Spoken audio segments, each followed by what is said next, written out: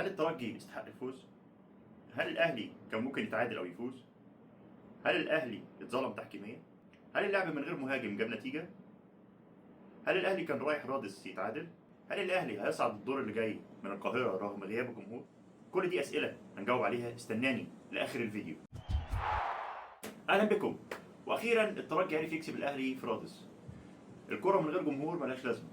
ماتش العوده هيكون صعب على الاهلي لان الداعم الاول والاخير هو الجمهور مش موجود. مباراه من غير جمهور في استاد الرعب، استاد القاهره. بعيدا بقى عن جو المؤامرات، بس الاتحاد الافريقي تقريبا كده زهق من الاهلي. المهم، الاهلي من وجهه نظري عمل مباراه جيده على مستوى الدفاعي ومستوى التمركز في وسط الملعب. فعلا كان فريق الترجي مش عارف يعمل 3-4 كرات على الارض. الترجي كان بيلعب كوره طويله لدانهو، لاعب رقم 22، مهاجم مزعج. دي طريقه لعب الترجي. اول ما يعرف يمسك الكوره ويلعب كوره طويله ابعتها لدانهو. هو راس الحربه المزعج بتاعهم اللي عمل بالمناسبه 4 فرص لوحده من اصل 5 فرص جت للترجي. الاهلي عمل 3 كرات خطر، واحده في الشوط الاول تريزيجيه شوطه، وشوطه بن شرقي وراها راسيه امام في الشوط الثاني. الاهلي مع التشكيل كنا فاكرين انه هيلعب 4-2-3-1، هاني ورياض وياسر وبالعمري، ادي خط الدفاع، وقدامهم 2 تمركز، ديانجو وكوكا، وعلى اليمين زيزو وامام في النص وتريزيجيه على الشمال، ومفروض قدامهم بن شرقي. لكن اللي حصل غير كده. حد يقول لي الاهلي لعب ازاي؟ لعب 4-2 ايه؟ يعني ايه طريقه بقى 4-2 ايه بقى؟ عارفين؟ فهمنا 4-2. الاربعه اللي قدام بقى بيلعبوا ازاي؟ كانوا بيلعبوا 2-2 ولا 3-1 ولا كانوا ايه بالظبط؟ لان الرباعي زيزو وامام وبن شرقي وتريزيجيه ما حدش كان عارف مين فين، وخصوصا امام وزيزو. الاثنين كانوا في عمق الملعب. امام كان مهاجم وزيزو بيتحرك وراه، واحيانا العكس، وبن شرقي يمين.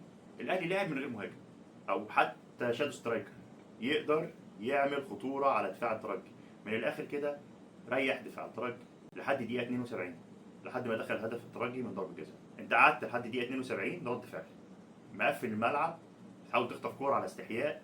كان واضح ان الاهلي راح يتعادل، تمام، مفهوم جدا، بره ارضك ومباراه صعبه، ماشي مفهوم. هل بقى كنت محضر سيناريو ان لو دخل فيك هدف هتعمل ايه؟ ده بقى اللي احنا بنتكلم فيه. من الدقيقه 72 لحد نهايه المباراه بدات مرحله تخبط في اداره المباراه، وظهر ان مفيش تحضير. عملت حاجه صح قصادها حاجات غلط. يعني ايه؟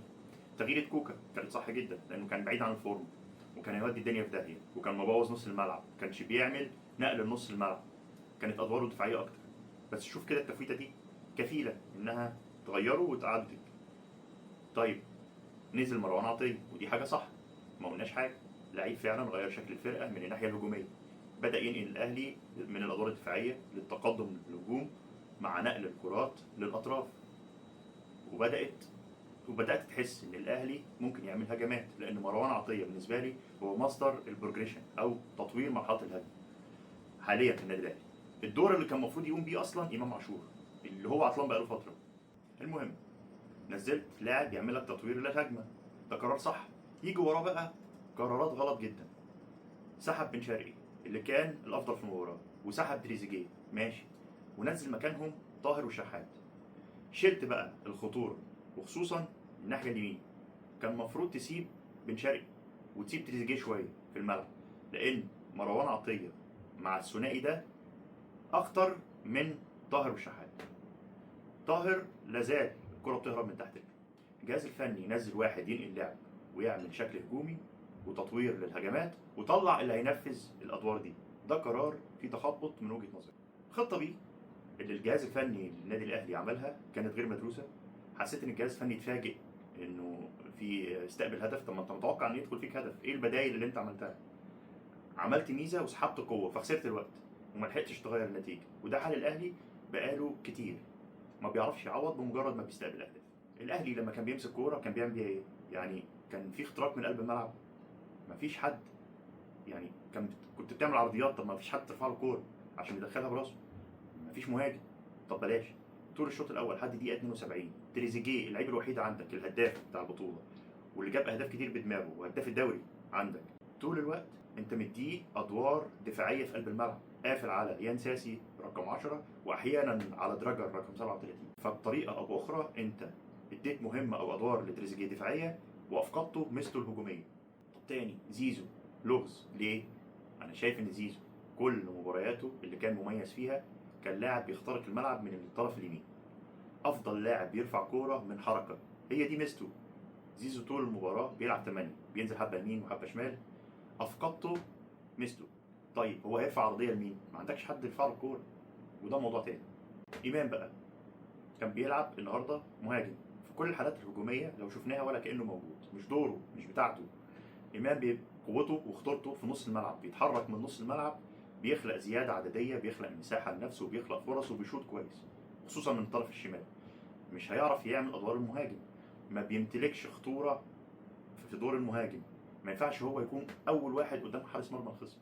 الجهاز الفني للاهلي مستمر في سلسله المباريات اللي فيها تخبط وقرارات وتشكيل وادوار غريبه، كانه مش عارف امكانيات لعيبته، كانه اول مره يتعرف عليهم. تحس انه بيجرب ومصر على المراكز والادوار على الرغم من النتيجه باينه.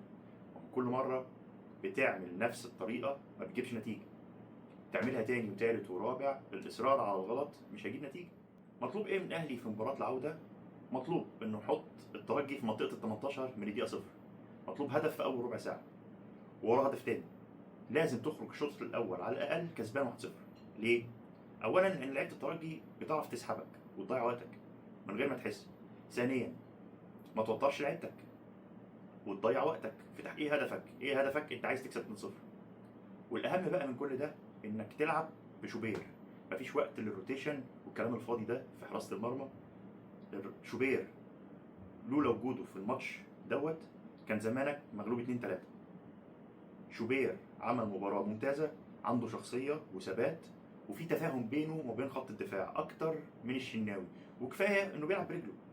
اهم حاجه بقى ان الاهلي ما يدخلش فيه هدف، لان ده هيلعبك الدنيا اكتر. الترجي عنده مشاكل في قلب الدفاع، وعنده مشاكل قدام قلب الدفاع في قلب الملعب. الاهلي لو لعب عليها، المنطقه اللي قدام قلبين الدفاع نص الملعب ما بيغطاش كويس، وفي دايما فاضيه. اعتمد بقى على السكند بول اللي بتقع هنا، اعتمد بقى على الشوط منها، اعتمد على انك تعمل كروس باك للمنطقه ديت بحيث انك تجيب منها اهداف. دي مشكله فريق الترجي، بالاضافه ان اي ضغط او اي عرضيه بيعمل مشاكل.